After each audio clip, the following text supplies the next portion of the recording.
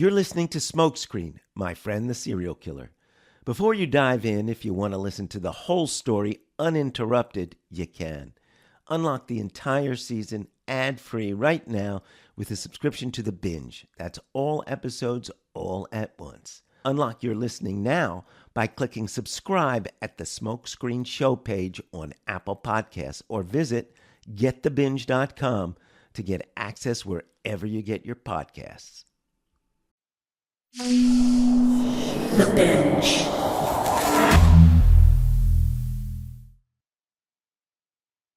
A quick warning before we start. This show contains descriptions of sexual violence and murder. Listener discretion is advised. It was very hard for me to believe that he was the serial killer that he was. He was just a regular guy. Do you remember the first time you met Carr? It was on this trip. This is Dr. Ronald Wright. Back in 1976, he was the chief deputy medical examiner in Dade County, Florida. The trip he's talking about was a strange one. 5 men heading to New Orleans to try to find some bodies. 5 men united by an obsession: murder. And the one leading the way? Robert Carr, whose confession to murder led to this trip. He was a delightful guy. He had a great sense of humor, and he was a great conversationalist. He's just kind of the guy that, you'd like to be around. Joining Dr. Wright and Carr were the prosecutor and the 2 homicide detectives who'd taken the confession. Remember, Carr had confessed to committing murders in 3 states, but there were no bodies. Without bodies, there were no provable crimes. So now they'd set out to see if Carr was telling the truth, and if so, if he could remember where he'd put the bodies. That meant Dr. Wright was going to be spending a lot of time with Robert Carr. I really enjoyed his company. Somehow Carr seems to have this effect on people. So he's a guy you could imagine having dinner with. Yeah. Did you ever have dinner with him, by the way? Yeah, sure. It's where I first ate at a Popeyes restaurant. I loved it. It was actually lunch. We generally started out at about 9 o'clock in the morning. We took I-10 back into Mississippi, and that was, you had to cross the Mississippi, and then you had to drive a long way. As I recall, it was around noon or 1 o'clock that we had Popeyes. And we sat there and had Popeyes fried chicken dinner. Spicy. He had spicy too. Wasn't handcuffed or anything. I mean, he was just there. And probably a lot of people saw us, but I don't think anybody knew. At the table, are you talking about what he did? No, we just talk, regular talking about, well, politics is something that came up, certainly, and other current affairs at that particular point in time. This was, it's like being at the pub or something. I mean, that's what it was. So he was just one of the guys.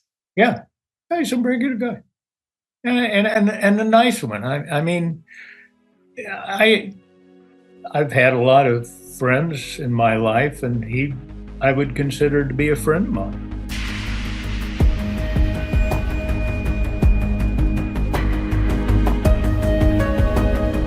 This is My Friend the Serial Killer. I'm Steve Fishman. Episode 3. Take us to the bodies.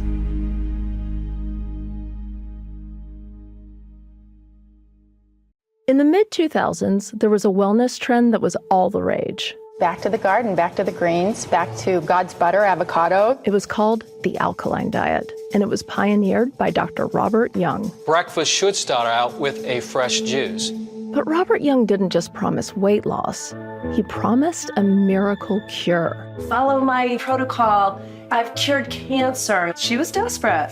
Robert Young's followers called themselves alkalarians. They followed his protocol even when it made them feel sicker. I just felt like a father feeling towards him and Jesus Christ. That's pretty powerful. Hear the story of a diet with deadly consequences and the search for truth when everything goes awry. Everyone's dying. Why is everyone dying? From Campside Media, Dorothy Street Pictures, and Sony Music Entertainment, this is Dr. Miracle. Listen now wherever you get your podcasts.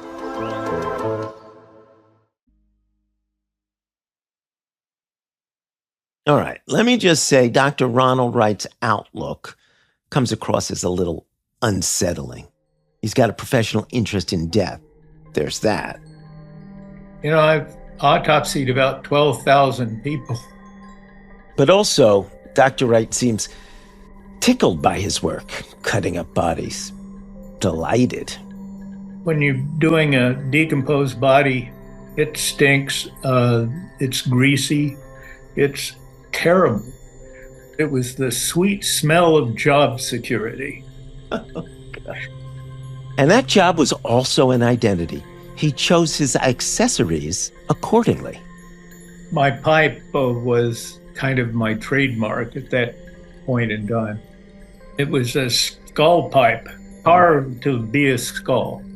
Seeing that I deal with skulls all the time, it seemed kind of reasonable to have a pipe that was made into a skull. Apparently, back then, Dr. Wright never went anywhere without that pipe. On long drives out to the remote sites where Carr said he'd buried bodies, it'll be Dr. Wright who grabs the seat next to his new friend, Robert Carr. I talked to him. It was the drive to the sites would be 2 to 3 hours. So I was with him that entire time in the backseat of Dade County's Ford. And I was very interested in how he selected his victims. Everybody on this trip was interested in the mind of a serial killer. Dr. Wright was also interested in Carr's methods. He would pick up children and he'd talk with them. He's loquacious, he talks easily with everybody. He wasn't, to me at least, able to tell me exactly what he thought would be a good victim from the standpoint of control. But control was one of the most important things that he told me, that they would put up with and not, basically run away to what he was doing to them. What was his affect like as he was telling you any of this? He wasn't depressed. He wasn't apologetic. It was just matter of fact. He was like me talking to you right now. He was not any different than that. I guess we'd call that chilling. I didn't consider it that, but probably most people would. This road trip had come together quickly. Carr had confessed and then immediately offered to show where he claimed the victims were buried. But Carr could change his mind at any time, or his public defender might change it for him. And remember, without bodies, there's no case. Before they left on the trip, Prosecutor O'Donnell says that they had to buy Carr some clothes. He was still wearing the ones he'd been arrested in days earlier. One I remember was kind of funny. I don't know, a cartoon character, maybe Mickey Mouse, I don't remember. And pants, just regular, really, stuff you'd get off the rack at Kmart. You make the guy feel comfortable, let him know we're going to treat him like a human being. And we did, without any promises. Then they get on planes. Carr sits towards the back with the cops in that funny shirt. No handcuffs. As the plane descends into New Orleans, Carr points out the window at a desolate Mississippi swamp. That's where I buried one of the victims, he says. That night, the cops go out to dinner in New Orleans, and they bring along Robert Carr. Carr orders a steak. The cops give each other a look when they see a steak knife in front of them. "Don't do anything stupid," says one of the cops. Carr chuckles. He's so comfortable. He goes, "You're going to take me to jail?" "Of course we're going to take you to jail." I said, "Where do you think you go? Can you get a hotel room?" He goes, "Yeah, why not?"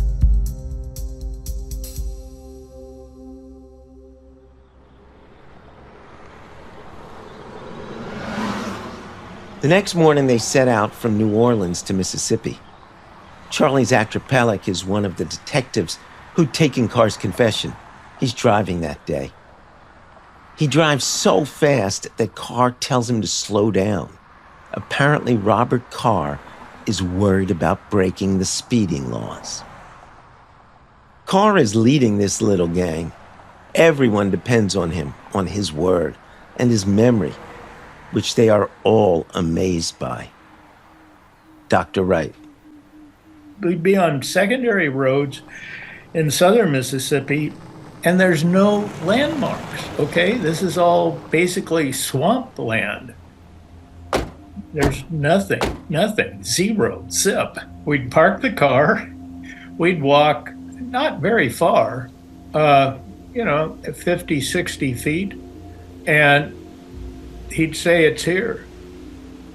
They reach the spot that Carr has in mind. Time to dig. But there's a problem. No one in the group of homicide professionals wants to get his hands dirty.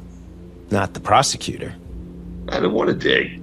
For Christ's sake, give me a break. I had some shitty jobs in my life. I'm a lawyer. I didn't sign on for this. Not the detectives. I know I was not digging a hole. This is Charlie.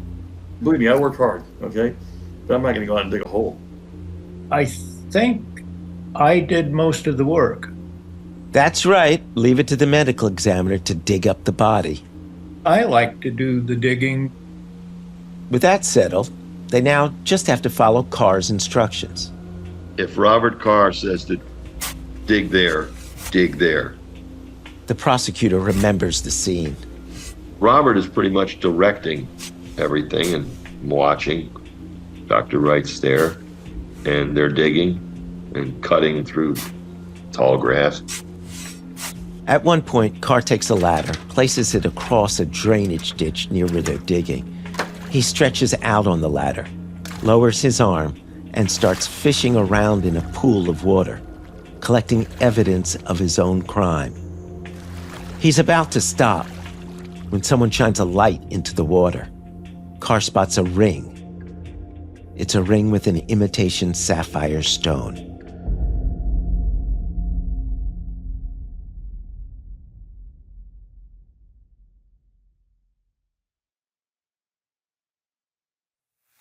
Finally, she said, "You're going to kill me, aren't you?"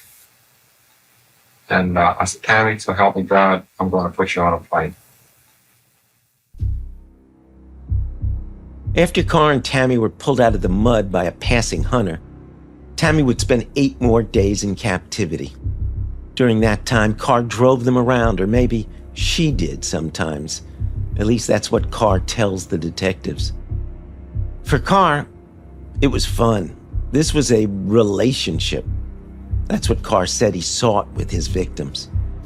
Someone he could hurt who'd still tell him he was a great guy. At night, they returned to the same patch of woods. She said, "I want to know when." And I said, "Okay, Tammy, wait just a minute, let me figure out something." I thought, "That's Tammy, tomorrow night after dark, we'll go to New Orleans. I'll get you on the first plane out of New Orleans back to Miami. So help me God." And she said, "Okay, we'll do it." Tammy drove all the way down. I let her drive again just to build up her confidence that she was going home. As they get closer to New Orleans, she drives up to a phone booth, and Carr calls Eastern Airlines. A ticket agent gets on the line. I said, "What's the next plane you have leaving New Orleans for Miami? You don't have anything going out of here now within the next hour?" He says, "Yes, we do." He says, "I got one in 30 minutes on another airline." I said, "I can't make the airport in 30 minutes." There was no way I could make it to the airport in 30 minutes. Tammy says, we can fly if we have to. And I said, Tammy, we can't make it. Tammy's convinced she can make it, but Carr has a different idea. I said, no, Tammy, we're going back to Mississippi. Tammy has played along. She's spunky. She's self-possessed. She'd let Carr hurt her, and still she let him think he was a great guy. Maybe she believes she can stay the course. She's managed to keep it together for more than a week, living on alcohol, olives, small amounts of tinned foods. She's lied on Carr's behalf, addressed him affectionately. But I know, and you know, Tammy is desperate to get home, alive. And now, having missed the flight, she can sense that her captor is having second thoughts. But she slid over by the door and I drove off. I stopped down just a little ways further because I could tell she was in depression. And when I stopped, hit her window down and had her arm out like this, she hit that door handle on the outside. And out of that car she went, running down the sidewalk, screaming to the top of her lungs and every other thing. And she's screaming, he's going to kill me and everything else. And I run down and grabbed her. And I just put my arms around her because there was nobody around, nobody to hear it. And she started breaking down and crying and everything, but she walked back to the car with me. She got in the car. She went completely, totally wrecked out of her mind. She couldn't operate her tongue. She was foaming a little bit at the mouth. Her eyes were as if there was nothing left in her head at all. According to Carr, Tammy falls into a catatonic state. She's broken. There are limits. She'd put her hope in that plane. And now the brutality of the past week, psychological, physical, overwhelms her. I started trying to talk to her. I tried to give her a drink out of the bottle. She just let it run down her neck. She wasn't there. One of the detectives interrupts with a question. She wasn't injured. No, I hadn't hurt her. As if kidnapping and rape didn't cause enormous suffering. He tells the detectives this back in the interrogation room. She just went into a nervous breakdown. All right? That's the only explanation I can give. And finally, I thought, gee, I think they're going to drop her out at the airport like that. I'm going to put her out. There's no way that she's going to make it. She might, and I just didn't know what to do with it. And finally, I decided that I was going to have to kill her.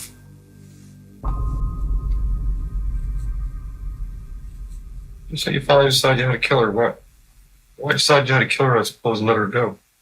I couldn't see any way to let her go like that. Because she couldn't even walk by this time. What am I going to do with her? Where am I going to put her? Lay her on a sidewalk someplace? Carr makes it sound like his thinking is logical, defensible, as if he imagines that these two detectives see his point. Well, after she's dead, what do you do with her then? Well, I pulled her out of the car and lay her beside the car. And I walked around and I was sweating. Carr says he spots an owl that had been living in the tree above their campsite. He was screaming his lungs out. I was trying to throw rocks at him to get him to leave. He wouldn't leave. He would sit up there and scream. He says Tammy would talk to it, sometimes feed it. He'd never screamed before. He always lived up there, but he never screamed, And he was screaming to the top of his lungs, and he screamed all night long. I couldn't bring myself to dig the hole at first. Then I went around, I looked at her, and I come back, and I just lay on the hood, stick it to my stomach. What did you do after you buried her?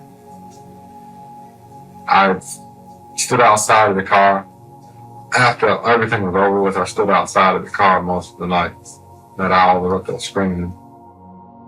Carr says that once Tammy was completely covered in earth, only then did the owl fly away. As if that screaming bird was supposed to be a stand-in for his conscience. Then, Robert Carr looks through her few possessions.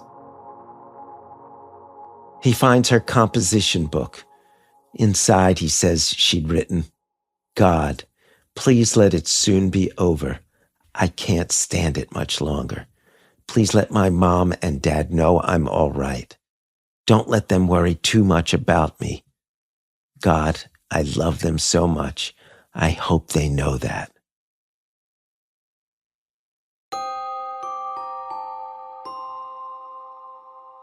And now, Carr is back in that same place. It's been less than 2 months since he kidnapped a hitchhiker heading to a drive-in in Miami, stuck the point of a knife in her thigh, and drove her, Tammy Ruth Huntley, to this deserted spot in the Mississippi woods.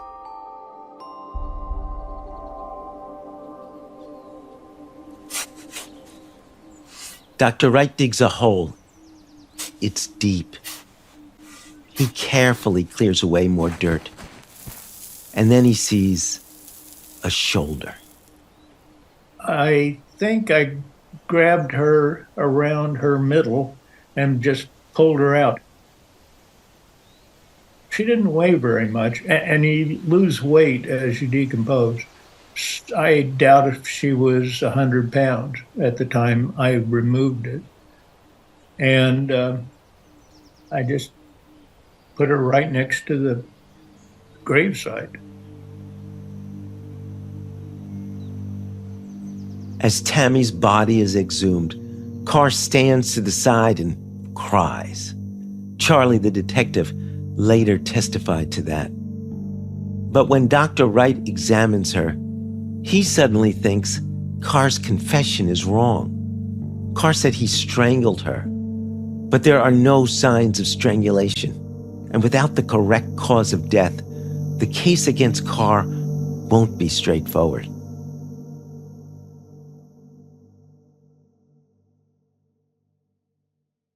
Dr. Wright does his autopsy on Tammy right there in the woods, on the edge of the grave, on a white sheet laid on top of the soft mud. The bodies, as I recall, I just laid on the ground, and I was on my knees doing the examination. I mean, why transport her to a regular autopsy facility? That would be kind of like stupid.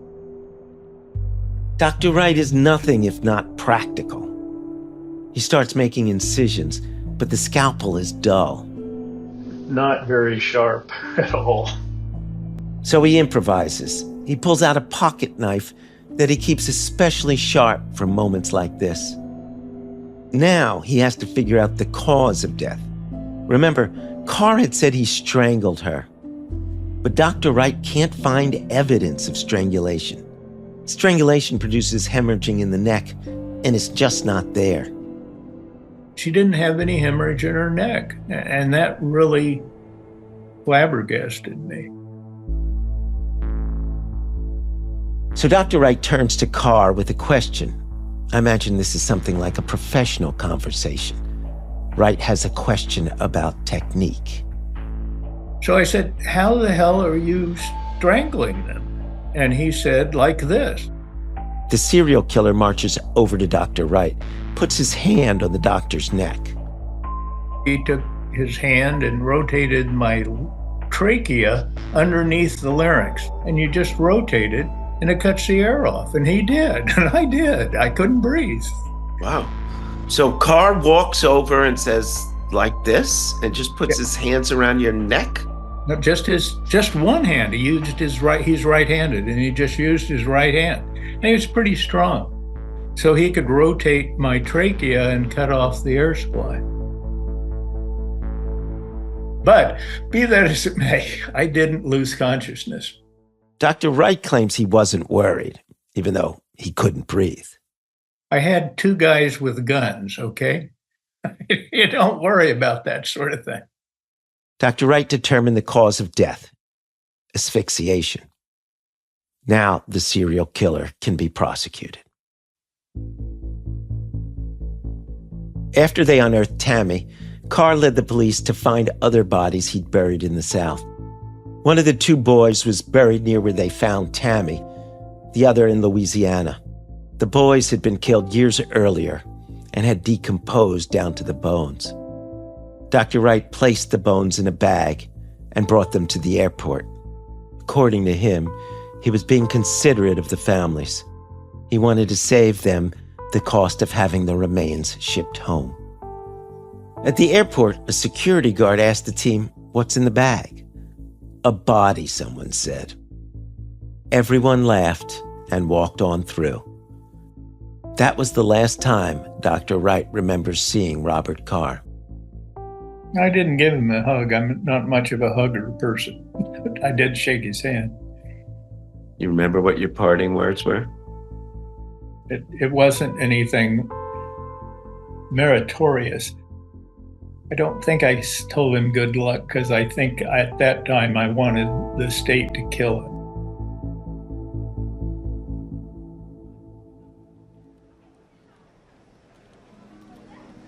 Meanwhile, I'm in Connecticut, and it's another day in the newsroom.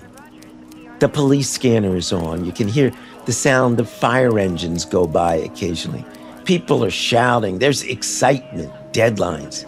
Phones are ringing in the office. Someone answers one, and suddenly he's yelling across the desks, "Fishman, you have a collect call from a prison." Everyone takes notice.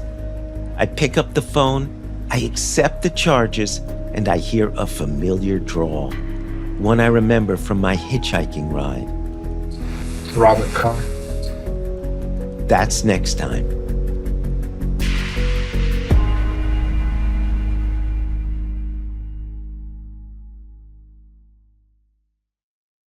Unlock all episodes of Smokescreen, My Friend the Serial Killer, ad-free right now by subscribing to the Binge podcast channel.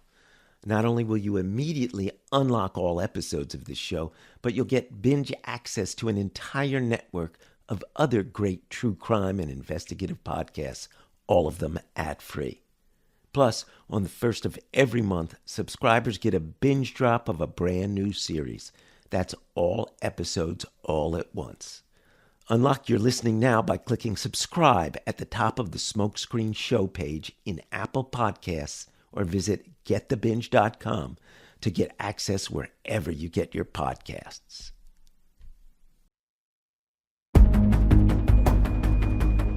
My Friend the Serial Killer is a production of Orbit Media in association with Rhyme. Creator and host, that's me, Steve Fishman. Our senior producer is Dan Bobkoff. Our associate producer and production coordinator is Austin Smith. Editorial consulting by Annie Aviles. Fact check, Catherine Newham. Our mixer and sound designer is Scott Somerville. From Sony Music Entertainment, our executive producers are Jonathan Hirsch and Catherine St. Louis. Additional reporting by Daniel Bates, Ben Feuerherd, Andy Thibault, and Francisco Alvarado. Special thanks to Cassie Epps at Otis Library in Norwich, Connecticut.